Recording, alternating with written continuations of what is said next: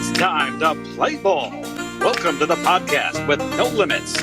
Whether it be sports, current events, or random thoughts, this is the place to step in and stay a while. Your host is a proud alumnus of Rio Hondo Prep, a former minor league baseball umpire, and a man with strong opinions. Welcome to the Get Home Safe podcast and your host, Matt Hersema. Hey guys, and welcome to another episode of Get Home Safe, the second official episode of the season 4 edition of the podcast. Again, nothing but blessings abound here as I start another episode, another year. Obviously, the first episode last week, we celebrated that, we noted that. So here we go. We're off and running on the new episodes, new season of the Get Home Safe podcast, and plenty to talk about today. Plenty to talk about indeed. How about that awful college football national championship game last night? Well, as I record this, I'm recording on Tuesdays as always. Not as always, but you know what I mean. You guys are hearing this Wednesday, but man, Monday night, what an awful football national championship. You want to talk about a major letdown. And I've been around a lot of championship games in my life. Some I played, but a lot I officiated in. I was a coach in or watched, my alma mater playing a lot of different games like that. And I got to tell you, man, there's nothing worse than building up all this anticipation for a big game. Oh, it's going to be a great game. Going to be a big game. Can't wait for it. And then, boom, it's gone. If that was a fight, it would have been stopped in the first round and early in the first round because Georgia just took it to TCU, who some would say didn't deserve to be there, whatever. They beat up Michigan pretty good in the semifinal. And I'm the only one I know who said this in the past few days. But I mean, it's a scary thought. What would they have done to Michigan? What would Georgia have done to Michigan had they gotten to that game? Because TCU kind of pushed Michigan around quite a bit. And I know you can't always play that game that, well, this team beat that team, so they should beat this team. You can't always do that. But sometimes it's at least a valid question, if you will. So congrats to the Georgia Bulldogs and Stetson Bennett, man. What a story. Walk on, he has to go to junior college, comes back to Georgia. I know he was pretty old, of course, but he is, a two-time back-to-back national championship quarterback. That says something for sure. And Kirby Smart, man, I don't know if he's taken over the SEC, taken over Alabama, what they've done over the years, but he's well on his way. So I think as college football continues to change with the 12-team playoff, the conferences turning into super conferences, really, all that's really taking shape in 2024. College football may not be the same or as recognizable, I should say, as it has in previous years. So it's going to be interesting in the metamorphosis, if you will, of college football. You know, the name, image, and likeness, the money deals, the transfer portal, guys moving left and right all the time. I don't know. I don't know what to say about it. Some people are kind of like, this is why we shouldn't have the small schools get in the playoff because this could happen. I got news for you. Georgia probably would have done that to a lot of teams. As a matter of fact, they did this year, did do that to a lot of teams. Ohio State obviously had them up against the ropes. And TCU, maybe they spent all they had in the Michigan game. Who knows? But that's the beauty of a playoff. I think when you really have to string together multiple huge games, winner go home games. That's why a playoff is so important. Whereas a few years ago when it was just, okay, you and you are the best two teams, you go play right now. I mean, the beauty of the playoffs to me is a team gets hot at the right time. Maybe there's an upset or two. Some of the greatest teams in sports history. Think of the Patriots, right? Think of those Kentucky teams, some amazing teams that lost in the postseason when everyone said, "Oh, they're going to win it hands down." That's the beauty of sports to me, is that David can slay Goliath, and it was not David's night on Monday night, but hey, every now and then the stone finds its place, and that's something to see. So I think with a true national champion, world champion, European, South American world champ, however they determine their stuff, you have to have some sort of multiple wins to advance, in my opinion. That's where you really determine who is tried and true, who has not only got there, but who can sustain themselves against not one, not two, but multiple good teams in a win or go home situation. And that's what makes playoffs really something special. In fighting, it's a little different. Once you get that championship belt, you are the king. It's like, okay, anyone who challenges you for that belt, it's like every game's a playoff game, right, for you, but you've rightfully earned that spot. So with football, it's a new year every season, and you start over. But Georgia, man, going wire to wire, 15-0, winning the SEC, winning the college football playoff. I'm just glad that we're going to get to 12 teams. And some of you may say, well, it'll just be more blowouts and this and that. And there'll be some blowouts on there, of course. But you know what? It'll mean more to me as a fan to see a national champion have to win at least 3 games to get to the playoffs. The top 4 seeds are only going to have to win 3 games. If you're a Cinderella, hey, you're going to have to win 4. So to me, it would really make something stand out more. It solidify it really as a national champion. So the way it used to be, you'd have a great season, you're undefeated. Okay, you play in 50 days. We're going to wait around for it. And you could just prepare. But I think a downside to TCU's loss also is, hey, they had a while to prepare for Michigan, and then boom, right away. All right, you got to prepare for the next juggernaut. That's what I'm talking about with a playoff system. I used to even back when I was an NBA fan, I used to not like when there'd be like 3 days off between games for travel. Like they'd play on a Sunday and they wouldn't play again till a Thursday or a Wednesday. It was like, okay, take 1 day to travel, but then bring it back. That's why I like the baseball playoffs. It's 1 day after another. There's no waiting. It's just right back into it. And similarly with football, the NFL playoffs for this weekend, can't wait for that. You get to see your team hopefully survive, and then it's on to the next team. There's no big celebrations. Oh, we've got another 50 days to prepare. No, man, it's 5-6 days, turn it around, see what you're made of. And that's where only the strong survive, if I guess is the best way to put it. So an awful championship game. I hate all this build up for big games, and then it turns into a blowout. That's just the way sports is sometimes. And it's kind of like Christmas, all this build up, and then all of a sudden it's over. And yes, I do still have my Christmas tree up for you crazy folks out there who take it down December 26th. I mean, with a machete, with a hacksaw, with an axe, just taking down the Christmas spirit as soon as all the gifts are unwrapped. What is that all about? When is the best time? When should people take down their Christmas tree? What do you guys think? I'm a mid-January guy. I like it coming after my birthday. Yes, I did have a birthday. No secret there. Had a great time this weekend with some friends and just hanging out at Big Al's in Ontario. Their TV situation is incredible. It looks like sports books in Vegas where there's TVs everywhere on the walls and lounges. It's a place where you can bring the family, mom and dad, get some dinner, some drinks maybe, and then there's bowling alleys, arcades. It's massive, an awesome place to celebrate. And we did that on Saturday, watching the Chiefs Raiders and then that Jaguars Titans game. But I highly recommend Big Al's. But back to the tree. Out there in Ontario, not too far from Ontario Airport. And I think there's a few others nationwide. But anyway, with the tree, I like it coming in mid-January. And my theory is this. I like having the tree up like November 1st, but I lose the vote sometimes. So I strive for mid-November. If I can get the tree up mid-November, that gives me obviously a month and a half, because you got to have the tree up at least until New Year's Day. I mean, I saw some people outside on New Year's Day taking their outdoor Christmas decorations down. I'm like, come on, man, it's New Year's. You can't do that. But for some people, they probably see that as the perfect time to do it. And I think you got to leave your tree up at least until New Year's Day, your Christmas lights and your Christmas tree. New Year's Day, I think that is a fair cutoff. I like to leave it up till about mid-January. After that, it's like, okay, dude, it's over. We get it. But I'm a mid-November to mid-January guy. That maxes out your time. You get right about 2 months of Christmas spirit there, Christmas joy.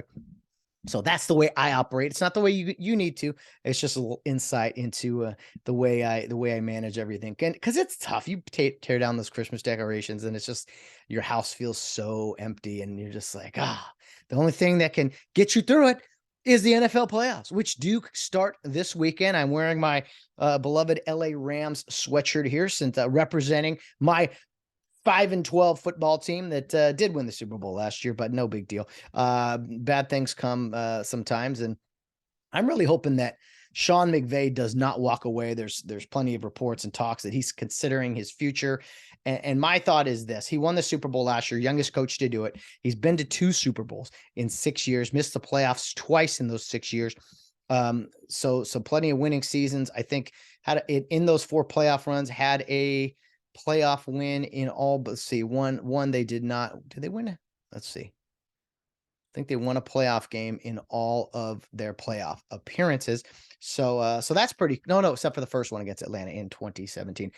Anyway, not talking about the Rams glory here. Just, I think with someone like Sean McVay, he's 36 years old. He just got married, gonna, potentially have a family and do all those things. I think the competitor in him, I don't think he'd want to walk away with after a 5-12 season. Like, hey, that's how you're going to remember this guy. He won the Super Bowl and then this happened, right? I think you got to come back at least one more year. I would think, maybe hopefully a couple years, and be like, well, let's see what we can do here, and maybe not win a Super Bowl, but at least get in the playoffs, right? And then you're like, oh, at that point, then you're like, okay, the 5-12 year was a fluke, ton of injuries, this and that. I mean, think about all the people: Cooper Kupp, Aaron Donald, the entire offensive line, Matthew Stafford. That's where I swallow the season. I'm just like, okay, hey, bad is bad, but you hopefully it doesn't happen that often. Last year, they won a Super Bowl. They were very healthy. So that just goes to show you how important health is. And everyone's banged up. I mean, the 49ers are on their 3rd quarterback and they're doing just fine. So sometimes it's just key pieces that really damage you in your season. But back to McVay. I don't know. I don't want him to leave, obviously. I think he's going to leave eventually, and maybe not even pursue the broadcasting right away. But I find it crazy, man. And maybe you guys disagree. I'm a big capitalist, and hey, make what you can. But isn't it odd that the people that are paid to criticize coaches' decisions and break down their every move, isn't it weird that those guys make like a lot more money than the actual coaches? So think about it. You're paid more to criticize. I'm talking like the big time broadcasters, right? I'll just throw out some guys like, as an example, guys like Colin Cowherd, Stephen A. Smith, Skip Bayless. I think all those guys make over $10 million a year. And the NFL coaches, I don't know any guys that are making 10, maybe Belichick. I don't know what McVay's doing, but most NFL coaches don't make 10 million a year. The John Gruden deal, 10 million for 10 years. That was an anomaly. That was like a big reason he took it out of the broadcast booth, was to make that kind of money. Now broadcasters, not even just the booth guys or the radio guys, Tony Romo. I mean, those guys are making like 17 million, a million a game to go broadcast a game. I mean, it's just weird. If that's the market, if that's what they're paying them, fine.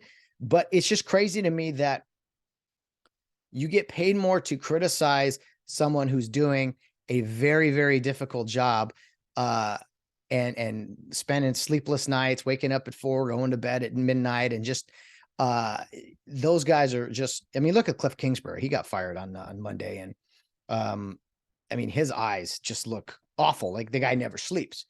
So it's attractive to do less work, different kind of work, and to get paid more for it. If that's what the market is, and by all means go for it. But I'm hoping that the competitor in Sean McVay will bring him back, and he will eventually step away from the Rams. It's been a fun run, a run that I never thought I'd see as a Rams fan. And if it's over, it's over. I can live with it. And maybe in another 20 years, another McVay will come along, but it is what it is. A lot of fans out there would kill for the last 5 or 6 years. So the thing is, if he leaves, he's going to come back. He's too young to just be done with it altogether. And now he's been doing it since he was 22, 23 years old. But it is interesting. He's confirmed that, yeah, he's thinking it over. Is this his final season? Like, you don't want to rush into any decision. I think he's going to take a little time. And the competitor in these guys, even like Sean Payton, he stepped away, and now a year later, he's thinking of going back. Bill Parcells, think of all the times he went back and forth, right? And he had health issues also, but it's just unprecedented, really, that a guy who's 36, who's one of the top guys in his profession, could step away to pursue another profession. It's eerily similar. I'm not saying McVay is John Madden, but Madden, his stress, he stepped away from the game way early. A lot of people thought he had a lot of years left, and he started a whole nother whatever it was, 30, 40-year career as a broadcaster. So Sean McVay, he's good at the microphone. He's good at a lot of things, except when he's got a banged up team. And maybe he looks at the future too, and it's just like, you know what? We don't have any draft picks. The team is, the stars are getting older. It's just crazy how quickly things can transform, right? You're at the top of the world in February, and then here we go, almost a full year later, and you're thinking about walking away. And the reports for last year, he was thinking about walking away too. So who knows what'll happen? I would hope that all the competitive speeches he gives about, working through adversity and things, that will in fact bring him back. And if it doesn't, Godspeed. I mean, I think he'll be back coaching, within 5 years or so. And hopefully it's back with LA's first professional sports team, the Los Angeles Rams. So I'll be mad if he leaves, but hey, I mean, everyone's got their freedom to come and go as they please. And I would wish him nothing but the best in moving forward. We can officially play taps for my LA Rams as their season came to an end on Sunday with a loss to Seattle in overtime. They almost got Jared Goff in the postseason with their big win over Green Bay, but those fighting Seattle Pete Carrolls, they just kept coming, and they got in the playoffs somehow when everyone wrote them off at the beginning of the year.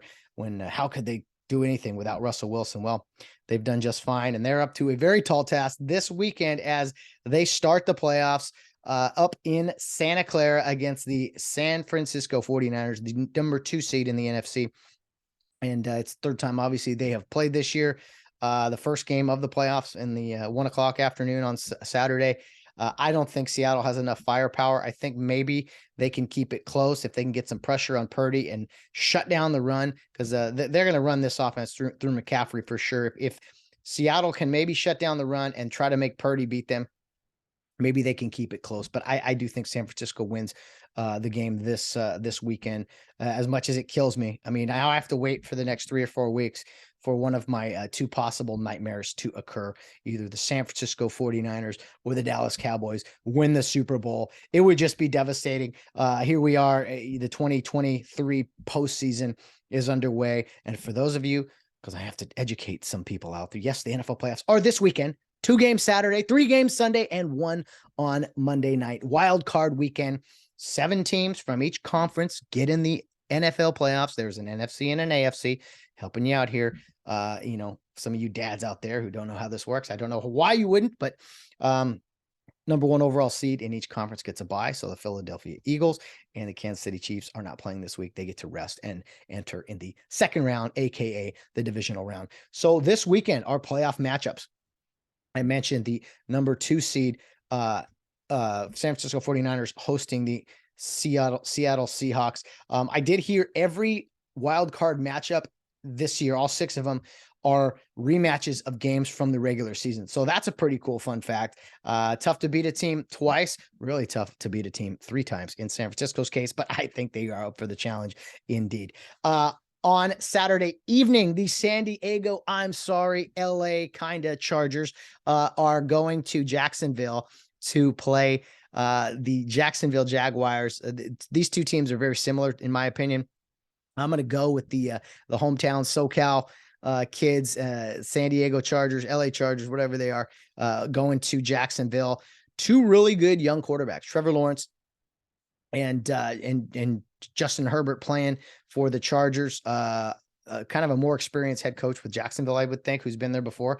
So whoever comes out of this game of victor, I don't think they're going to go much further than the second round, but it'll be a fun game with 2 really good young quarterbacks going at it. And man, there hasn't been a playoff game in this big in Jacksonville in quite some time. Remember they went to the AFC Championship back in whatever that was, 2016 maybe, or somewhere in there. Anyway, on to Sunday. 3 big games Sunday: Miami at Buffalo, the New York Football Giants at Minnesota, and Baltimore at Cincinnati. I like all 3 home teams in this situation on Saturday. You just don't know what you're going to get from Miami and their quarterback, although they did play well in Buffalo a few short weeks ago. Minnesota, I don't know if they're frauds or not, but I'm not that impressed with the New York Giants. I'm happy to see them, the G-Men, back in the playoffs. Brian Dable has done a heck of a job, but I just think The Vikings a little stronger offensively. Their point differential has been weird all year. I think they haven't won that many games by a lot of points, but hey, they're getting victories, and that's all that matters in the postseason. Win ugly and advance. So I do think the Vikings will take down the New York Giants. Remember the Minneapolis Miracle, the walk-off against the Saints, a few years ago? That was a pretty crazy playoff game in Minnesota not too long ago. I think that's the last time there was a postseason game there. Anyway, the nightcap, Baltimore at Cincinnati, great rivalry indeed. Who's going to play quarterback for the Ravens? It does not look like Lamar Jackson, so I got to go Cincinnati here, even though Baltimore will have some schemes. I think Baltimore will keep this game low scoring, somewhere in like the 20 to 10, 20 to 13 range. But I think Joe Burrow is having himself a heck of a year, and we'll take Cincinnati deep in the playoffs this year. And finally, on Monday, the second time they've done this, the Monday night wild card game. Pretty cool. I prefer having 3 games on Saturday, 3 on Sunday, but hey, I don't get to vote on this. Dallas at Tampa Bay. What's interesting here is you got 2 different teams, a Dallas team that has struggled in the postseason historically, recent history, of course, the past 20, whatever it is, 25 years or so, 26 or 27 years. And then they're going up against Tampa Bay, who obviously is led by Tom Brady, the most winningest postseason quarterback of all time, 7 Super Bowls, who's coming into this game with a terrible season, terrible record, 8-9. Something's got to give here. Some would say, well, Dallas, they're a better team. And I think on paper they are. But there's something about that Brady magic, man. He pulls it out of nowhere. Just when you think you can write him off, he does something crazy. Dallas has not been playing well these past few weeks. I'm taking Tampa Bay in the upset, even though they are at home. It's hard to bet against Tom Brady in January or February for that matter. But I think Dallas playoff woes continue. At least I hope they do. And Tom Brady comes out victorious and everyone starts rolling their eyes again. Oh no, we thought we were done with all this Tom Brady playoff stuff. They haven't scored many points this year, so maybe Dallas will just roll them. I don't know. But I think Tom Brady will find a way to win and advance. And then it is off to the second round of the divisional round. 2 of my favorite weekends here in the year, I would say the wild card weekend, 6 games now, and then followed up by the divisional round, 2 games Saturday, 2 games Sunday. So 4 games total. It makes taking down those Christmas decorations a little easier when you could sit back, watch some playoff football. And I'll tell you this much, there won't be any 65-13 games in the NFL postseason. That's just not how it works in the NFL. Heck, a blowout game is like 3 touchdowns or more in the NFL because they're that much closer to each other, and it should be very exciting. I can't wait for it this weekend. Gonna try to put the tree away, maybe a little early on Saturday, and then get to that couch and enjoy the weekend. I already got the menu mapped out of some things we want to purchase and buy. And maybe make as well. And what's troubling? It's good, but it's bad. Are those Instagram like food videos where some guy will just show you all the ingredients and just map it out for you so it looks so easy, and then shows you the end result, and then your mouth is just watering because you're like, oh man. Like I saw these little it was like meat off the bone, so like shredded ribs, like little slider thing. Oh my goodness. It was just, I was like, oh, playoff football's here. We got to do something. So we will see what happens there in the next couple of days. Got some food ideas for sure, and gonna enjoy, what is that, 6 times 4, 24 quarters of playoff football here in the NFL. It's win or go home, and I think it's the best playoffs around. Hockey a close second with the 7-game physical series and everything. But I love the NFL playoffs because it is just one game, and usually, well, can't say always, but a lot of times the best team wins. But sometimes Cinderella, the 6 or 7 seed, knocks the big guys out, and it is all done. It's kind of somber this weekend. Well, I should say last weekend was a little somber, and then we did get the game on Monday, but you wake up and there's no college football on Saturday for the first time since August 25th or something, August 27th, maybe. it was an odd feeling. And I know for a lot of the college football season, I was going to work on Saturdays at FedEx and everything. But now that I was working nights, working back Monday through Friday, it's been a lot better, and was able to watch a lot more college football the last month and a half or whatever. But it was sad waking up and being like, no, all the Christmas gifts, they're all gone. It's kind of how it felt on a Saturday with no college football. And I think what that does for me, I don't know about you guys, but that kind of is the official start for me of like, all right, let's tune in to a little bit of college basketball. Let's check out how some of these conference games are going and start to learn a little bit more about teams as we load up here for March Madness. So it's usually about 2 months of college basketball I'm able to watch in January, February, and then March Madness hits and it's away we go. So I did watch a little college basketball on Saturday, and as fun as it was, it just wasn't the same, man. There's just something about football, and football being the best sport, the most popular sport in America, of course. Yeah, it's tough transition, but we do it every year. We get through it, and we move on, and we look forward to the next season. But we have plenty of football left in the NFL. Again, congrats to the Georgia Bulldogs, who will be back again next year, and so gave us some really, really great memories. Now, a quick commercial transition, if you will. I want to work with this analogy here. I came up with this because I keep getting all of this pushback from about soccer being, oh, man, it's the most popular sport in the world. Most popular sport in the world. Come on, man. Football's so lame. This is might as well not even exist. And it's like, yeah, but it was the most watched television show in America, and that was the pushback I got was in America. That's the difference. I'm like, oh, okay. So big fish in a small pond. I'm like, yeah, the only pond you can drink water out of, more probably, if you know what I mean. Anyway, little joke there. I don't take anything back here on the podcast. But anyway, to the people out there, and you know who you are, who continue to say how amazing soccer is because it's the most popular. That's what I keep hearing. Popularity.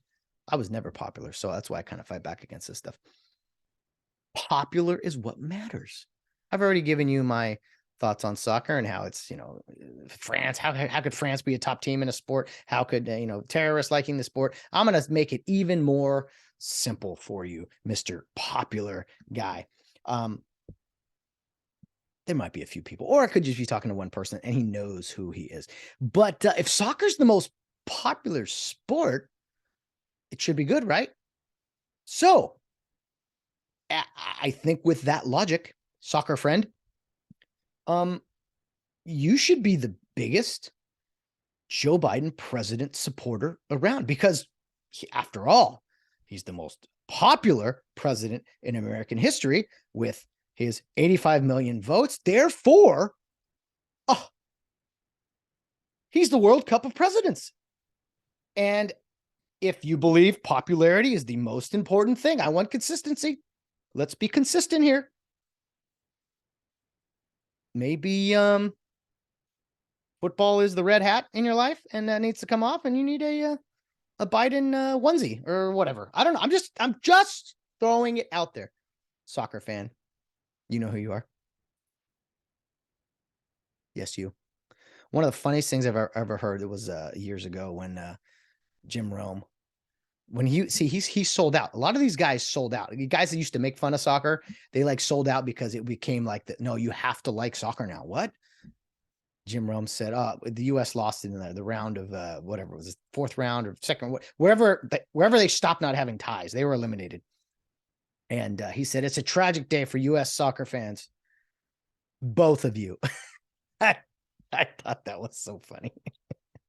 But anyway, I think if soccer is the most popular sport in the world, man, I think we have a president who's the most popular president of all time. I think you should support him more. You should get behind it. You know what I mean? Some of you maybe already do, and you're like, yeah, get on board. Don't think they're not reading between the lines right now that I'm kind of kidding, but I'm taking the logic that someone else uses, and rather than call them a name, like maybe people on some sides of the aisle constantly do, they don't debate, they don't use logic or facts or any of those things. You throw facts at me, I'll throw facts at you. Most popular sport in the world?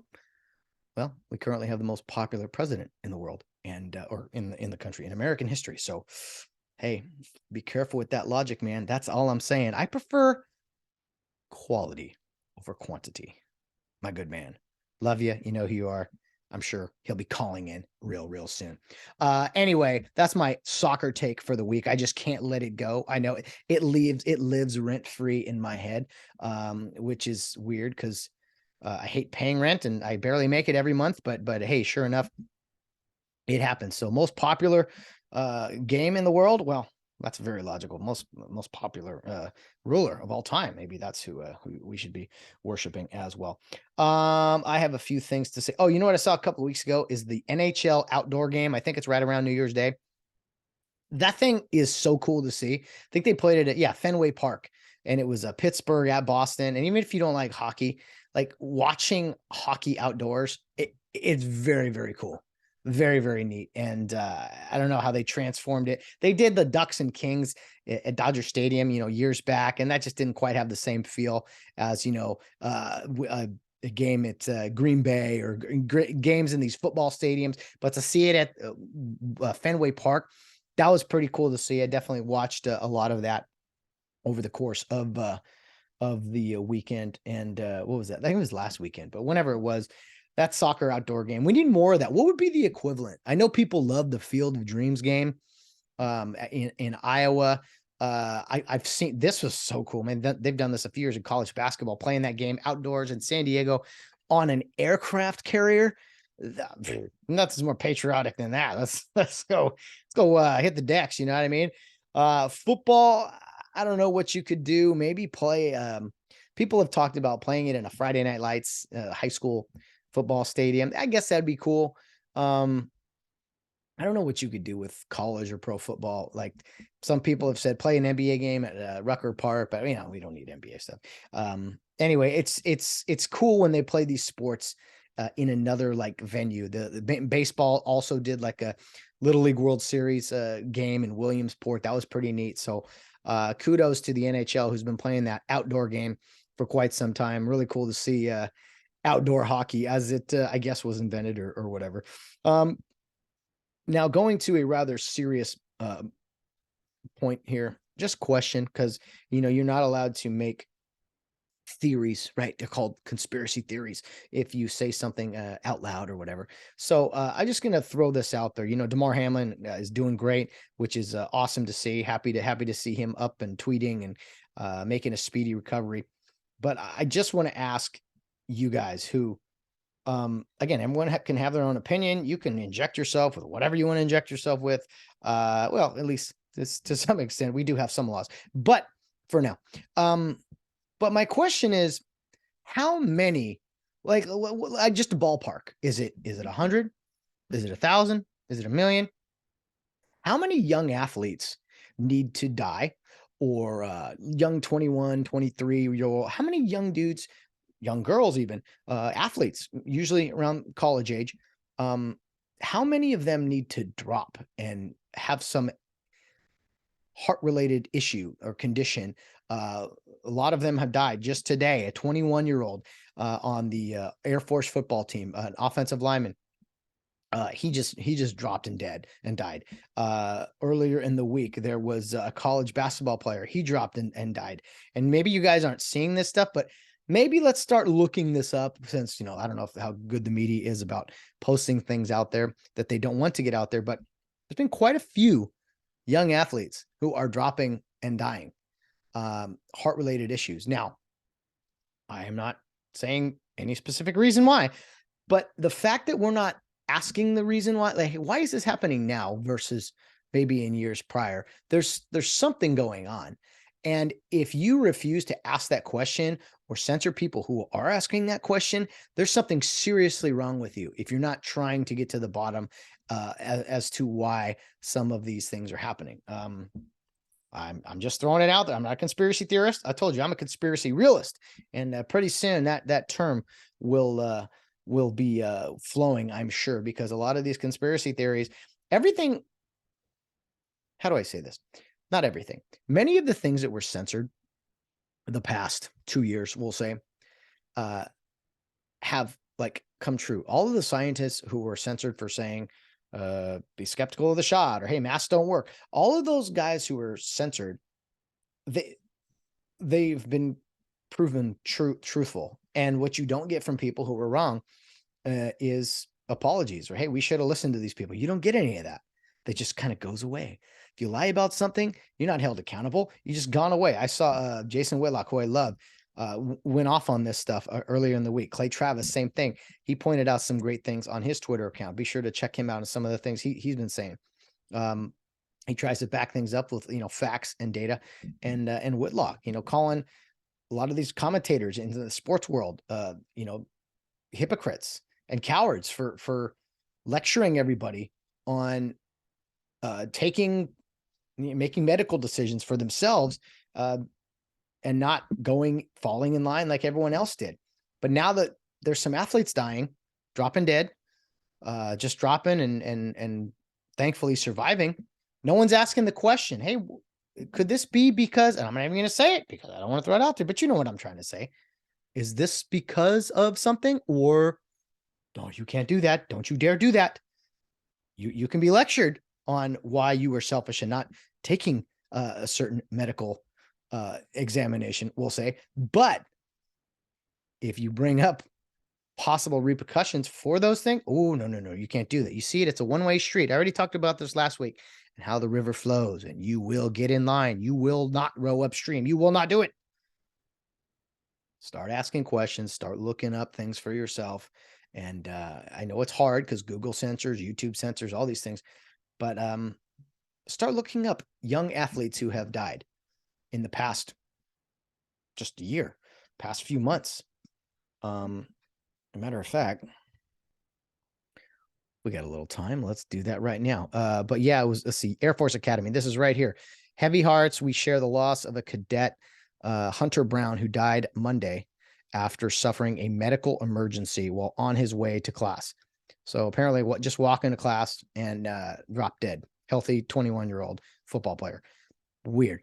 I don't know his status. I don't know his situation. I am just throwing it out there, guys, because no one else seems to want to do this. Clay Travis had a really good tweet I wanted you guys to go check out. But it's just interesting to me that they're not even asking the question. And if you do ask a question, oh, you're one of those anti-whatevers. Like, the fact that you can't ask questions is very, very odd. Very, very odd. And there's some definite fraud going on here. But this is, let's see, Clay Travis, he tweeted I think I tweeted all this.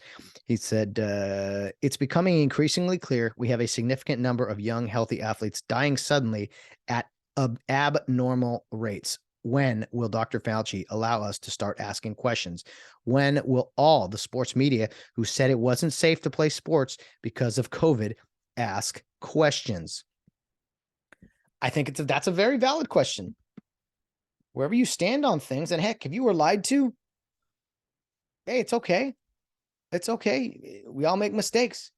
But the people that were right about most things and take the non-scientists like me or other people, we had our reasoning for not wanting to do things. And we're, figuratively spat upon and told we were selfish and said, you know what, you're going to kill people. I find it interesting. That's all I'm saying. I just find all of this interesting. Again, check out Clay Travis' Twitter, some of the things he said. Jason Whitlock, can't say enough about him. He's fearless. That's literally the name of his show. And that's just my question to everyone out there. What's the number? How many young people, and I say young people, 18 into your 30s, early 30s maybe, because that was some crazy conspiracy theory stuff, right? 18 to 35-year-old young men especially, we are seeing a spike in myocarditis, maybe some after effects of said procedure. We will say, no, that's all fake. That's false. That's misinformation, right? misinformation. You see how it all works? You label something misinformation, and then when that misinformation comes out to be true, then you go silent. That's how this works, guys. You don't know that? Oh, you guys got to start paying attention. Anyway, one good thing that I don't know if I'll end with, but I saw here was that whole Speaker of the House thing was pretty wild, by the way, on Capitol Hill. I didn't really care that much about it, but a lot of people seem to. But apparently, this occurred recently, which, thank God, the Pentagon has ended its COVID vaccine mandate for the U.S. military after Kevin McCarthy demanded that it be pulled out of the National Defense Authorization Act that was approved last month. Well, it is about damn time. That was one of the worst decisions the government has made, and there's been plenty of them. Hey, let's kick guys out of the military who are serving and sacrificing their lives or want to put themselves in harm's way for us, but they don't want to take a little shot. Let's get rid of them. We'll get rid of the best people for the job and bring in the leftovers, right? How many members of the military were fired?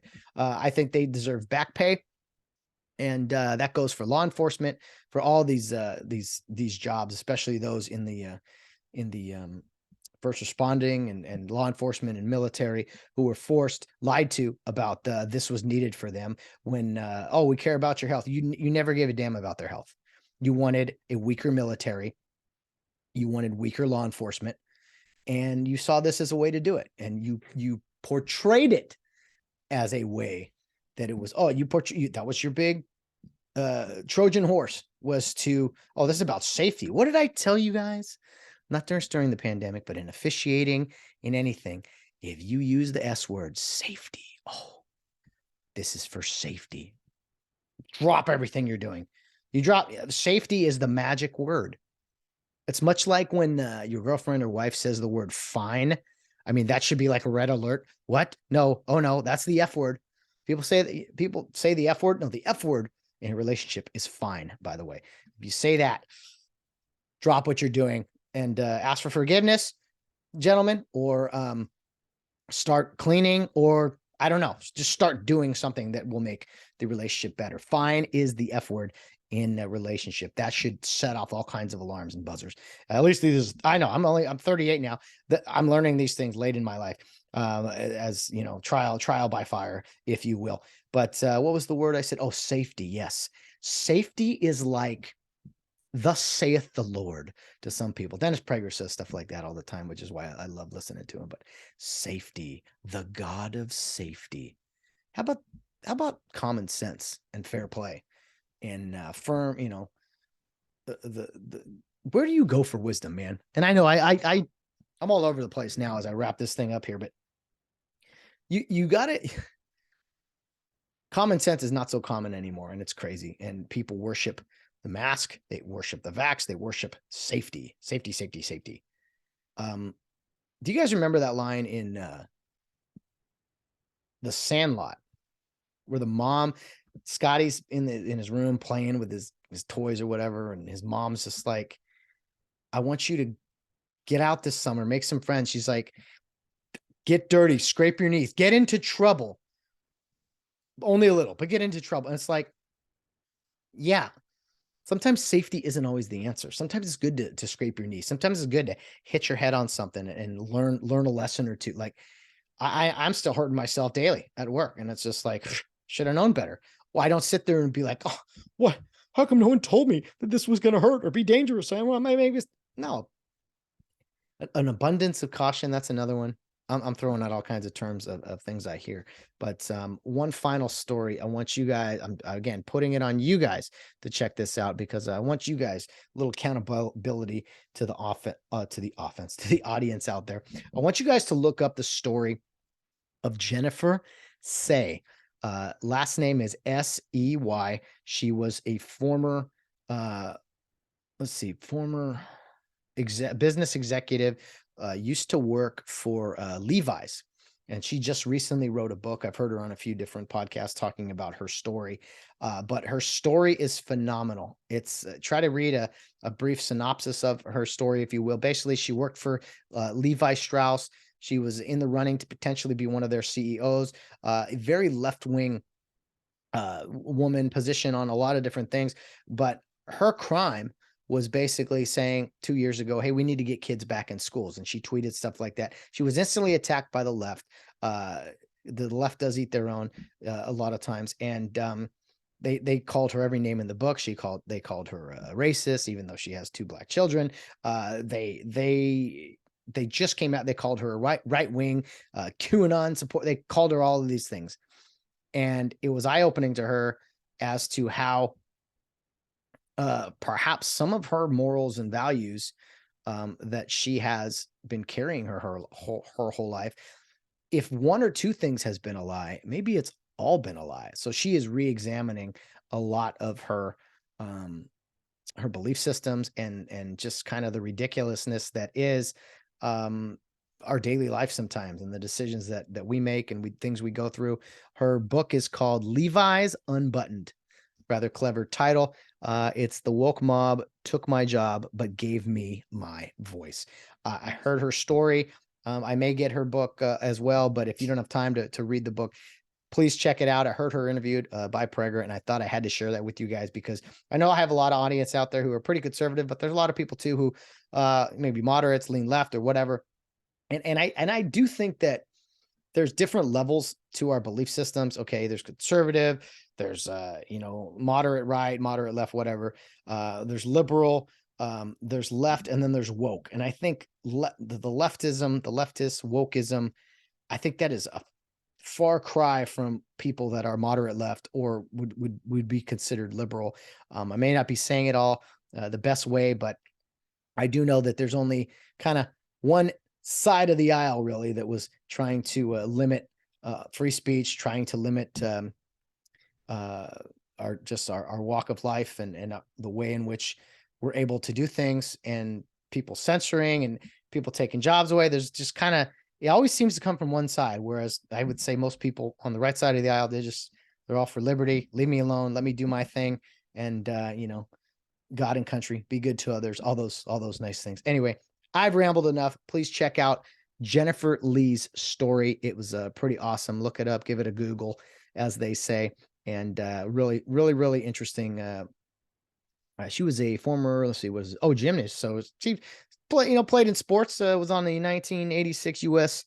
Women's National Championship team or something like that. So she's a former athlete. And I love when former athletes take their work and their lessons into whatever avenue or field they end up in. I can respect that, and definitely respect people who've gone through adversity like she has. And it was just a really, really good story. So enjoy the games this weekend, guys. I know I bounced all around, talked about the playoffs, talked about McVay, the awful bowl championships series game. They don't call it that anymore. The national championship game or whatever that was. That was fun, but I'm looking forward to the 12-team playoff in a couple of years. And I think hopefully things will be a little bit better. Maybe Georgia won't get all of the top dogs, no pun intended, and it'll be a little more spread out. Hopefully USC can get up in there and maybe get a win or two. That would sure be nice, right? Enjoy the football playoffs. I will be back next week reacting to the 6 games that I just predicted. We'll see how I did. And yeah, guys, take those Christmas tree and lights down if you haven't already, but do so. Shed a fake tear, if you will, for me. And remember that if you're going to say soccer is the most important sport in the world or whatever, because it's the most popular, well, then I guess I know who you're voting for in the next election. Have a good one, guys. Love you, especially you who I'm giving cheap shots to. Jab, jab, cross, whatever, brother. It's all in good fun. We'll be back next week. Enjoy the fights. Enjoy the football. Enjoy the feast. 1 or 2 last feasts maybe before we get ready to shut down the football diet for the the past few months, and we have to live February until September or August without football. It'll be a dark time on the horizon, but we'll get through it. Let's enjoy it first. All right, guys, we'll see you next week. But as always, guys, no matter what you're doing, whether you're out on the town or around in third base, get home safe.